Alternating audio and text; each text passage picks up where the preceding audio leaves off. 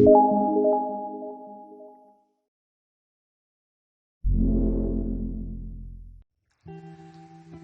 Students, आज का topic रहेगा इंसर्ट पिक्चर।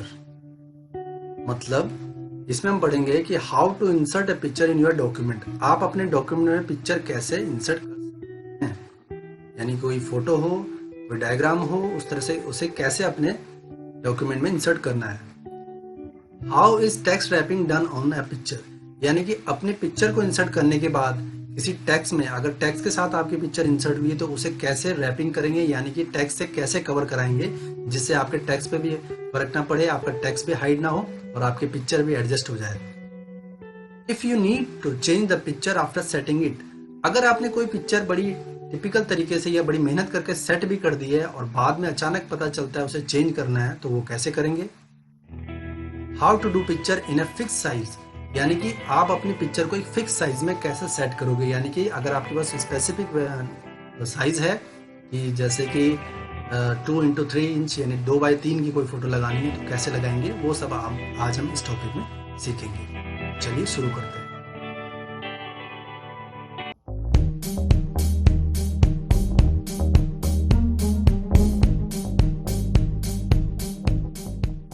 पिक्चर इंसर्ट करने के लिए हमको सबसे पहले अपने डॉक्यूमेंट का जो टाइपिंग है उसमें सुधार करनी पड़ेगी।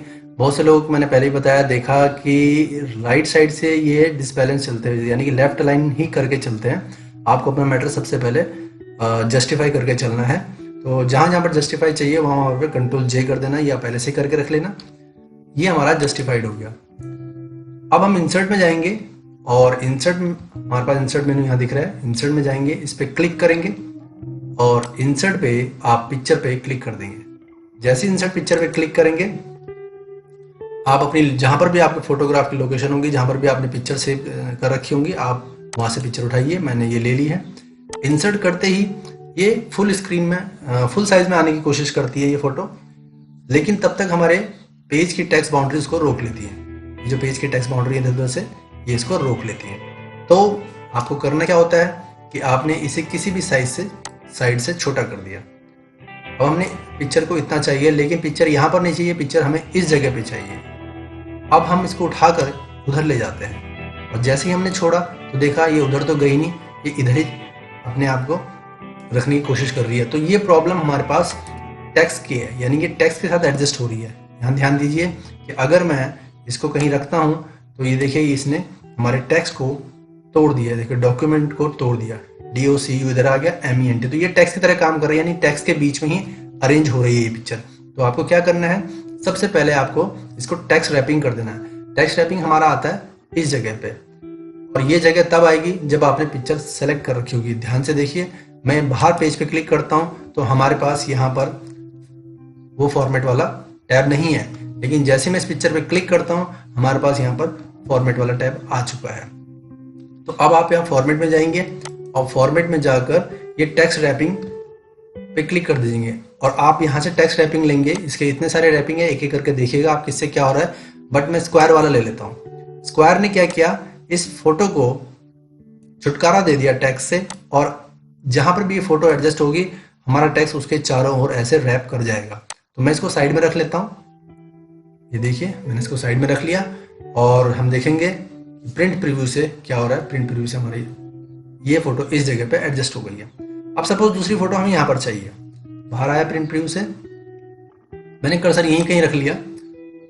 इंसर्ट में जाता हूँ, पिक्चर में जाता हूँ और फिर मैंने कोई दूसरी फोटो इंसर्ट कर दी, क्लिक किया, लेकिन ये फोटो भी बड़ी होने की वजह से फुल साइज आने की कोशिश करेगी और हमारी टेक्स्ट बाउंड्री तब तक उसको रोक लेंगी। बट क्योंकि ये बड़ी है तो ये दूसरे पेज में चली गई है। मैं प्रीव्यू जूम आउट करके दिखाता हूँ, ये दूसरे पेज में चली गई।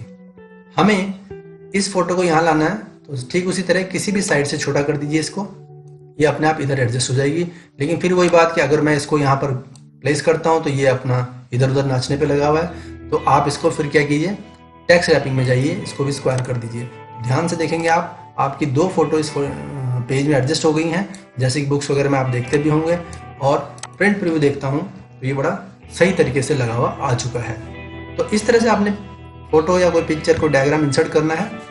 अब रही बात कि जब हम इसमें सेलेक्ट करते हैं, इस फोटो को सेलेक्ट करते हैं, तो इस फोटो को सेलेक्ट करने पे हमारे पास यहाँ पे जो फॉर्मेट आता है उसमें क्या क्या चीज़ें हैं।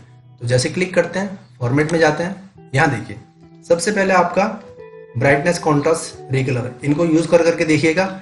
ब्राइटनेस पे क्लिक किया मैंने तो देखिए इसकी ब्राइटनेस बढ़ चुकी है। यहाँ पे मैं अंडू कर देता हूँ। इसी तरह कॉन्ट्रास्ट पे जाएंगे, उसका कॉन्ट्रास्ट कम ज़्यादा होगा।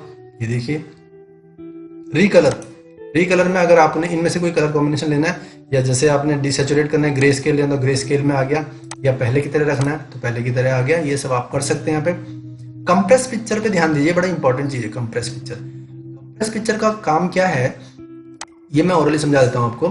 सपोज आपने ये रिपोर्ट बनाई और इस रिपोर्ट में काफ़ी फोटोग्राफ यूज हो चुकी है, तो जब आप इस फाइल को सेव करेंगे तो माना कि उसकी जो साइज बन गया, उसने जो जगह ली है हमारे हार्ड डिस्क में वो 2 MB ले ली, 2 MB तक उसका साइज बढ़ गया। और वो सब साइज किसकी वजह से बढ़ा? ये जो फोटो आपने यूज की है। तो आप यहाँ से फोटोग्राफ को सिलेक्ट कीजिए, यानी पिक्चर को सिलेक्ट कीजिए और यहाँ पे कंप्रेस पिक्चर कीजिए और यहाँ पे ओके पे बटन पे क्लिक कर दीजिए। तो आपके यहाँ पर जो जितनी फोटो होंगी सबका साइज कंप्रेस हो जाएगा। ये लिखा हुआ apply compression setting now apply to selected picture only. क्या आप सिर्फ सिलेक्टेड पिक्चर पे अप्लाई करना चाहते हैं? तो अगर आपने ऑन किया तो सिर्फ इसी पिक्चर का साइज कंप्रेस होगा, लेकिन आपने इसे ऑफ ही रखा तो सब पे हो जाएगा। तो आपकी जो 2 MB की जो फाइल है हो सकता है कुछ KB में कन्वर्ट हो जाए, 500 KB या 100 KB, 200 KB इस तरह से हो जाए। तो ये आप प्रैक्टिकली करके देखिएगा। नेक्स्ट चलते हैं हम चेंज पिक्चर। ये चेंज पिक्चर भी बड़े काम की चीज है। सपोज हमने यहाँ पर इस पिक्चर को रखा, लेकिन हमारे पास बाद में ये अमेंडमेंट होता है कि यार फोटो तो सही जगह पे लगी है, साइज भी ठीक है, पोजीशन भी ठीक है, लेकिन ये फोटो गलत लग गई है, अब ये फोटो बदलनी है। तो ऐसा नहीं कि हम इसको डिलीट कर दें, फिर दोबारा से इंसर्ट कराएं, फिर छोटा करें, फिर रैपिंग करें, वो सारे काम दोबारा नहीं करने। तो आपने सिर्फ क्लिक करना है और चेंज पिक्चर पे क्लिक करके आप इसके बदले जो फोटो लाना चाहते हैं वो ले आइएगा। जैसे ये फोटो लेनी है तो देखिएगा आप यहाँ पे बिना कुछ हिले डुले आपकी ये फोटो यहाँ पर सेट होगी। वो सारी झंझट फिर से करने के बजाय हमारे पास ये उसी साइज में उसी जगह में फोटो सिर्फ चेंज हुई, ना कि वो सारी झंझट में दोबारा करने की जरूरत पड़ी। रीसेट पिक्चर ये उसी के साइज दोबारा उसी साइज में ले आता है। ये देखिए, तो हम वापस करते हैं इसको। बाकी ये पिक्चर के स्टाइल्स हैं, इनको आपने एक एक करके लगा के देखना है किसके स्टाइल में क्या आ रहा है। कभी कुछ खूबसूरत सा दिखाना हो तो आप कर सकते हैं, जैसे इस तरह से। तो आप एक एक करके इनको क्लिक करके देख सकते हैं। पिक्चर की शेप, ये बनी बनाई शेप्स हैं, जैसे आपके शेप्स थे उसी में अभी आगे भी आएंगे शेप्स, अभी करेंगे। तो जैसे सपोज आपको इस शेप में लेना है तो पिक्चर की शेप इस टाइप की हो गई। पिक्चर का बॉर्डर देना है, सपोज आपको बॉर्डर देना है रेड कलर का, तो आपका रेड कलर का बॉर्डर आ गया। जूम करके दिखा देता हूँ आपको, ये देखिए बॉर्डर आ गया। इस बॉर्डर की थिकनेस बढ़ानी है तो इसी को खोलिए, आप इसके वेट में जाइए और ये थिकनेस अंडू कर देता हूँ मैं। उसके बाद पिक्चर में फिर से कोई इफेक्ट देना है, रिफ्लेक्शन वगैरह, ये आप करिएगा। मैंने नोटिस किया है कि गवर्नमेंट सर्विस के जब एग्जाम होते हैं तो उनमें ये यहाँ तक की चीज़ें अंदर तक की पूछी जाती हैं। एक क्वेश्चन होता है पर इतने अंदर तक का होता है, इसलिए आप इसको एक एक बार जरूर कर लीजिएगा। इसी की बात नहीं कर रहा हूँ मैं, MS वर्ड या किसी भी टॉपिक में अंदर तक का क्वेश्चन पूछ लिया जाता है, तो इसलिए इनको एक एक बार जरूर कर लीजिएगा। उसके बाद पोजीशन पोजीशन क्या होता है कि जैसे तो हमने यहाँ पर इसको मैनुअली उठाया, मैं एक पेज दिखा देता हूँ यहाँ पे। हमने इसको मैनुअली इधर से उधर उठाया, रैपिंग की वजह से ये टेक्स्ट से छूट गया है, छुटकारा मिल गया इसको टेक्स्ट से। लेकिन अगर आपको एक्यूरेट रखना है तो आप यहाँ से पोजीशंस का यूज कर सकते हैं। जैसे बिल्कुल मिडिल में रखना है तो मिडिल में रख लेते हैं, और डाउन में रखना है, बॉटम में रखना है तो बॉटम को मिडिल में रख, सेंटर में रख दिया, इस तरह से यूज कर सकते हैं।